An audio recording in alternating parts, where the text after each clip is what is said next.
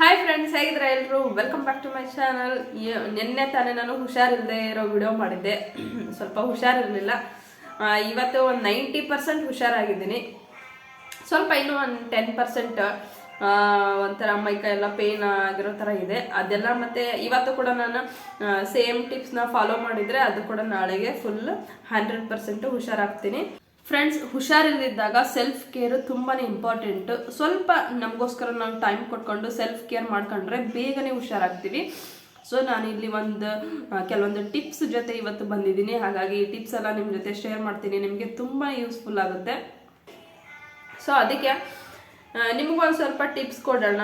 ನಾನು ಯಾವ ಥರ ಫಾಲೋ ಮಾಡಿದೆ ಆ ಥರ ನಿಮಗೂ ಹೇಳಿದರೆ ಬೇಗ ಹುಷಾರಾಗ್ತೀರಾ. ಯಾವ ಥರ ಯಾರಿಗೆಲ್ಲ ಈ ಥರ ಶೀತ ಮತ್ತು ಕೆಮ್ಮು, ಜ್ವರ ಈ ಥರ ಬರುತ್ತೋ, ಮೇಯ್ನಾಗಿ ಕೊರೋನಾ ಅಟ್ಯಾಕ್ ಆಗಿರೋರು ಅವರು ಕೂಡ ಈ ಟಿಪ್ಸ್ನ ಫಾಲೋ ಮಾಡಿದ್ರೆ ಡೆಫಿನೆಟ್ಲಿ ಬೇಗ ಹುಷಾರಾಗ್ತೀರಾ.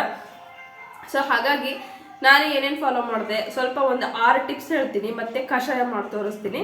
ಕಷಾಯ ಅಂತರೂ ತುಂಬಾ ಎಫೆಕ್ಟಿವ್ ಆಗಿರುತ್ತೆ. ಸಿಂಪಲ್ ಆಗಿ ತೋರಿಸ್ತೀನಿ, ತುಂಬ ಎಫೆಕ್ಟಿವ್ ಆಗಿರುತ್ತೆ. ಕಷಾಯ ಬೆಳಗ್ಗೆ ಒಂದ್ಸರಿ ಮತ್ತು ಸಂಜೆ ಒಂದ್ಸರಿ ಕಷಾಯ ಕುಡಿಬೇಕು. ಮತ್ತು ಸ್ವಲ್ಪ ಟಿಪ್ಸ್ ಹೇಳ್ತೀನಿ. ಸೊ ಇವಾಗ ಫಸ್ಟ್ ಟಿಪ್ ಏನಪ್ಪ ಅಂತ ಹೇಳಿದ್ರೆ ಗಾರ್ಗಲ್ ಮಾಡೋದು. ಗಾರ್ಗ್ಲಿಂಗ್ ಮಾಡಿದರೆ ಬೆಳಗ್ಗೆ ಒಂದ್ಸರಿ, ನೈಟ್ ಒಂದ್ಸರಿ, ಮತ್ತು ಮಧ್ಯಾಹ್ನ ಕೂಡ ಒಂದ್ಸರಿ ಮಾಡ್ಬೋದು, ಏನು ತೊಂದರೆ ಇಲ್ಲ.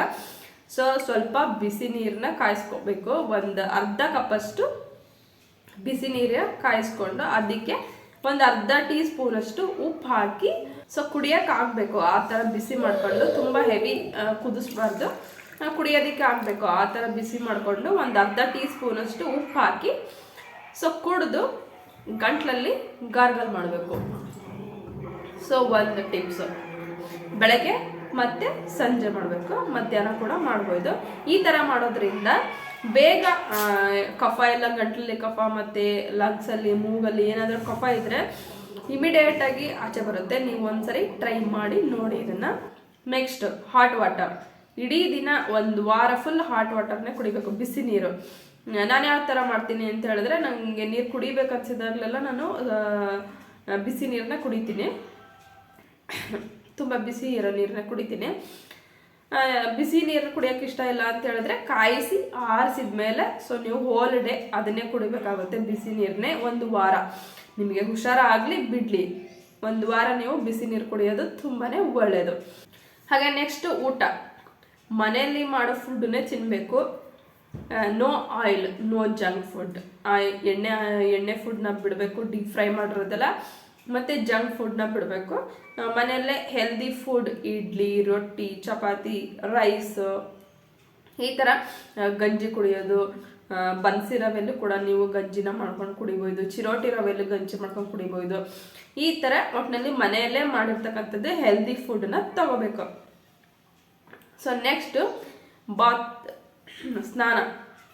ಸೊ ಸ್ನಾನ ಮಾಡಲೇಬೇಕು ಅಂತೇನಿಲ್ಲ, ಒಂದು ದಿನ ನೀವು ಗ್ಯಾಪ್ ಕೊಡಬೇಕು. ತುಂಬ ಸೀರಿಯಸ್ ಆದಾಗ ಅವತ್ತು ಸ್ನಾನ ಮಾಡಬಾರ್ದು. ಇನ್ ಕೇಸ್ ಪದೇ ಪದೇ ಎಲ್ಲ ವಿಕ್ಸ್ ಎಲ್ಲ ಹಚ್ಚಿ ಒಂಥರ ಪೇಷಂಟ್ ಥರ ಸ್ಮೆಲ್ ಬರ್ತಾ ಇದ್ರೆ ಸೊ ವೈಪರಲ್ಲಿ ವೈಪ್ ಮಾಡ್ಕೋಬೇಕೆಲ್ಲ, ಫೇಸು ಮತ್ತು ಕತ್ತು, ಅಂಡರ್ ಆರ್ಮು ಎಲ್ಲ ನೀಟಾಗಿ ನೀವು ಕೈ ಎಲ್ಲದನ್ನು ವೈಪರಲ್ಲಿ ವೈಪ್ ಮಾಡ್ಕೊಂಡ್ರೆ ಸಾಕು.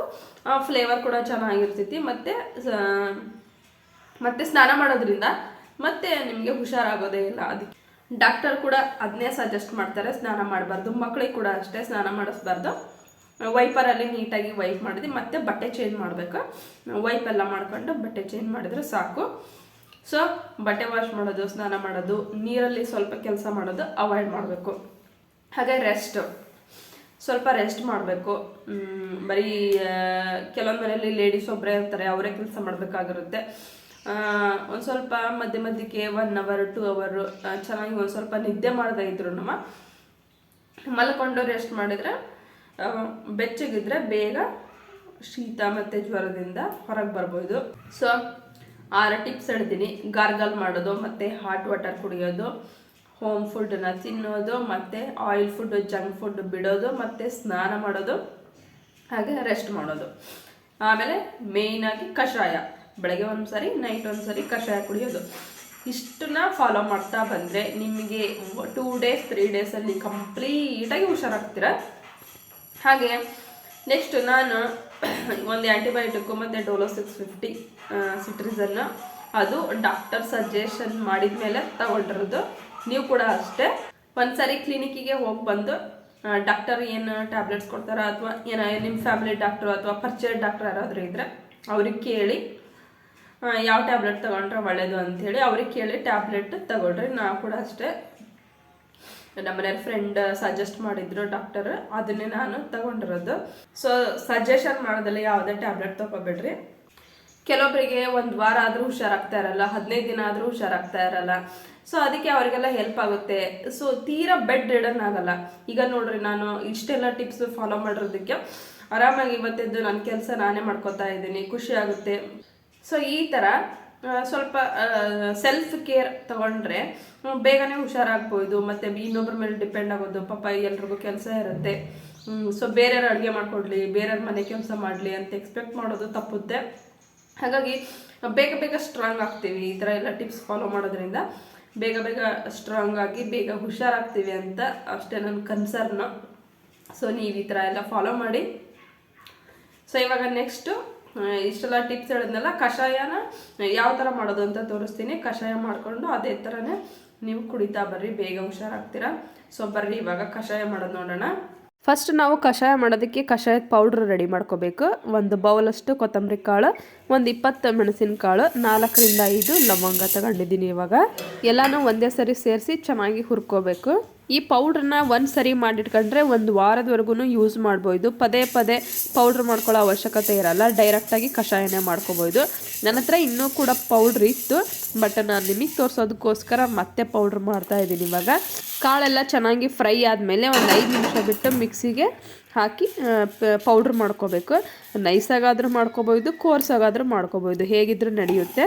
ಈ ಥರ ಪೌಡ್ರ್ ರೆಡಿ ಮಾಡಿಟ್ಕೊಂಡ್ರೆ ಒಂದು ವಾರದವರೆಗೂ ನೀವು ಕಷಾಯ ಮಾಡ್ಕೊಂಡು ಕುಡಿಬೋದು. ಹಾಗೆ ಒಂದು ಸ್ವಲ್ಪ ಜಾಸ್ತಿ ಮಾಡಿಟ್ಕೊಂಡ್ರೆ ಸೊ ಮನೆ ಮೆಂಬರ್ಸ್ ಎಲ್ಲರೂ ಕುಡಿಬೋದು, ಒಳ್ಳೆಯದೇ. ಇವಾಗ ಕಷಾಯದ ಪುಡಿ ಮಾಡೋದು ನೋಡಿದ್ರಿ. ಹಾಗೆ ಇದನ್ನು ಬಳಸ್ಕೊಂಡು ಕಷಾಯ ಯಾವ ಥರ ಮಾಡೋದು ಅಂತ ತೋರಿಸ್ತೀನಿ. ಸ್ವಲ್ಪ ತುಳಸಿ ಸೊಪ್ಪು ಕೂಡ ಬೇಕಾಕತಿ. ಹಾಗಾಗಿ ನಾನು ಇಲ್ಲಿ ಕಪ್ಪು ತುಳಸಿನ ಒಂದು ಕಪ್ಪಿಗಾಗುವಷ್ಟು ನಾನು ಕಿತ್ಕೊಂಡು ಬರ್ತಾಯಿದ್ದೀನಿ. ಮತ್ತು ನಾನು ಯಾವಾಗೆಲ್ಲ ನಾನು ಕಷಾಯನ ಮಾಡ್ಕೋತಾ ಇರ್ತೀನಲ್ಲ, ಅವಾಗೆಲ್ಲ ನಾನು ಹೋಗಿ ಫ್ರೆಶ್ ಆಗಿನೇ ಕಿತ್ಕೊಂಡು ಬರ್ತೀನಿ. ತುಳಸಿ ಸೊಪ್ಪು ಕಿತ್ಕೊಂಡು ಬಂದು ಈ ಥರ ನೀರಲ್ಲಿ ಚೆನ್ನಾಗಿ ತೊಳಿಬೇಕು. ಸೊ ಅದನ್ನು ಒಂದು 5 ನಿಮಿಷ ನೆನೆಯೋದಕ್ಕೆ ಬಿಟ್ಟರೆ ಅದರಲ್ಲೇನಾದರೂ ಮಣ್ಣಿನ ಅಂಶ ಇದ್ದರೆ ನೀರಲ್ಲಿ ಬಿಟ್ಕೊಳ್ಳುತ್ತೆ. ಸೊ ಅಷ್ಟೊತ್ತಿಗೆ ನಾವು ಶುಂಠಿ ರೆಡಿ ಮಾಡ್ಕೋಬೇಕು. ಒಂದು 2 ಇಂಚಷ್ಟು ನಾನು ಶುಂಠಿ ಹಾಕ್ತಾಯಿದ್ದೀನಿ. ಇಲ್ಲಿ ಚೆನ್ನಾಗಿ ಜಜ್ಜಿ ಹಾಕಬೇಕು.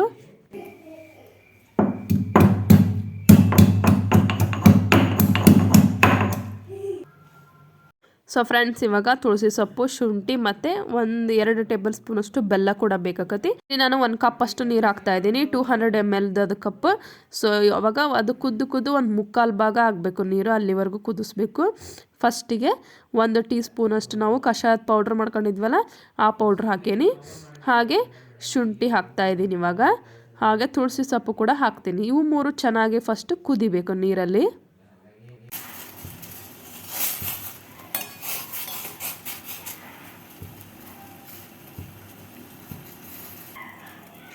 ನೋಡಿರಿ, ಇವಾಗ ಒಂದು 3 ನಿಮಿಷ ನೀರು ಚೆನ್ನಾಗಿ ಕುದ್ದಿದೆ.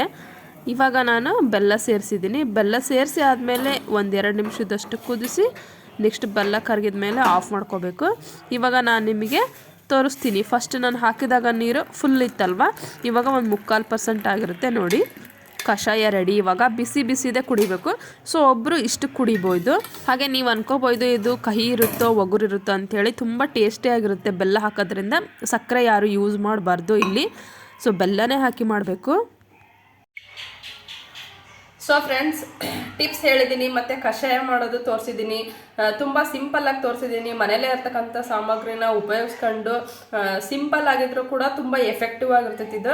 ಹಾಗಾಗಿ ನಿಮಗೆ ಶೀತ, ಕೆಮ್ಮು, ಜ್ವರ ಈ ಥರ ಬಂದಾಗ, ಸೊ ಅಲರ್ಜೀಸ್ ಎಲ್ಲ ಬಂದಾಗ, ಅಲರ್ಜಿ ಆಗಿರುತ್ತಲ್ಲ, ಡಸ್ಟ್ ಅಲರ್ಜಿ, ಅವಾಗೆಲ್ಲ ನೀವು ಈ ಥರ ಕಷಾಯ ಮಾಡ್ಕೊಂಡು ಕುಡಿದು ನೋಡಿರಿ. 2 ದಿನಕ್ಕೆ ಸೊ ನಿಮ್ಮ ಕಫ ಇದ್ದಿದ್ದು ಎಲ್ಲ ಹೋಗುತ್ತೆ, ಬೇಗ ಹುಷಾರಾಗ್ತೀರಿ.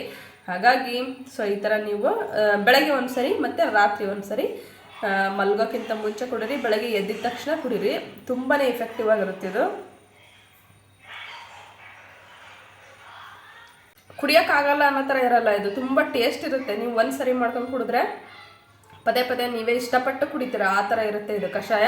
ತುಂಬ ಕಹಿ ಕಹಿ ಅನ್ನೋ ಥರ ಇರಲ್ಲ. ಹಾಗೆ ಚಿಕ್ಕ ಮಕ್ಕಳಿಗೆ ಇದೇ ಥರ ಏನಾದರೂ ಶೀತ ಅಲರ್ಜಿ ಈ ಥರ ಆದಾಗ ಅವ್ರಿಗೂ ಕೂಡ ಸೊ ಇದೇ ಥರ ಸಿರಪ್ ಕ್ಯಾಪಲ್ಲಿ ಅವರಿಗೆ 5 ml ಹಾಕ್ರಿ ಚಿಕ್ಕ ಮಕ್ಕಳಿಗೆ. ಸೊ 5 ml ಈ ಕಷಾಯನ ಬೆಳಗ್ಗೆ ಒಂದ್ಸರಿ ಸಂಜೆ ಒಂದ್ಸರಿ 5 ml ಹಾಕ್ತಾ ಬಂದರೆ ಅವರು ಕೂಡ ಕಫ ಎಲ್ಲ ವಾಸಿಯಾಗಿ ಅವರು ಕೂಡ ಬೇಗ ಹುಷಾರಾಗ್ತಾರೆ ಅಂತ ಹೇಳ್ತೀನಿ. ಸೊ ಹಾಗಿದ್ರೆ ಈ ಟಿಪ್ಸು ಮತ್ತು ಕಷಾಯ ಇದೆಲ್ಲ ನಿಮಗೆ ಯೂಸ್ಫುಲ್ ಆಗುತ್ತೆ ಅಂತ ಅಂದ್ಕೊಂಡಿದ್ದೀನಿ. ತುಂಬ ಇನ್ಫಾರ್ಮೇಟಿವ್ ವಿಡಿಯೋ ಇದು. ಹಾಗಾಗಿ ಒಂದು ಲೈಕ್ ಮಾಡಿ ಪ್ಲೀಸ್ ಪ್ಲೀಸ್ ಪ್ಲೀಸ್ ನನಗೆ ಸಬ್ಸ್ಕ್ರೈಬ್ ಮಾಡಿ ನನ್ನ ಚಾನಲ್ನ. ಇದೇ ಥರ ನಿಮಗೆ ಮುಂದೆ ಯೂಸ್ಫುಲ್ ವಿಡಿಯೋನ ಮಾಡ್ತಾ ಇರ್ತೀನಿ, ಇನ್ಫಾರ್ಮೇಟಿವ್ ವಿಡಿಯೋನ. ಸೊ ನೆಕ್ಸ್ಟ್ ವಿಡಿಯೋದಲ್ಲಿ ಸಿಗ್ತೀನಿ. ಟೇಕ್ ಕೇರ್ ಆಲ್, ಬಾಯ್.